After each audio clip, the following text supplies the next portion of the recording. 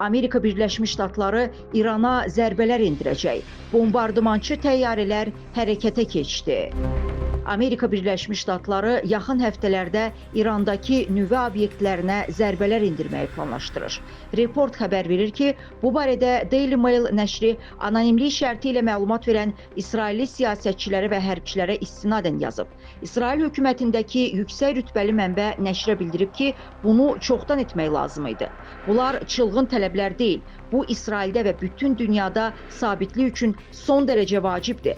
Artıq buna son qoymağın vaxtıdır deyə o, İran hökumətindən nüvə proqramı ilə bağlı danışıqları bərpa eləməyi tələb eləyən Amerika Birləşmiş Ştatları prezidenti Donald Trump'ın sözlərini şərh eləyərkən söyləyib. Nəşr qeyd eləyir ki, Amerika Birləşmiş Ştatlarının İrana hücuma hazırlığının təsdiqi B-2 Spirit strateji bombardımançılarının Hind okeanındakı Diego Garcia adasındakı Amerika-Britaniya hərbi bazasına köçürülməsi ola bilər. Hazırda orada 7 belə təyyarə, eləcə də yanacaq dolduran təyyarələr var.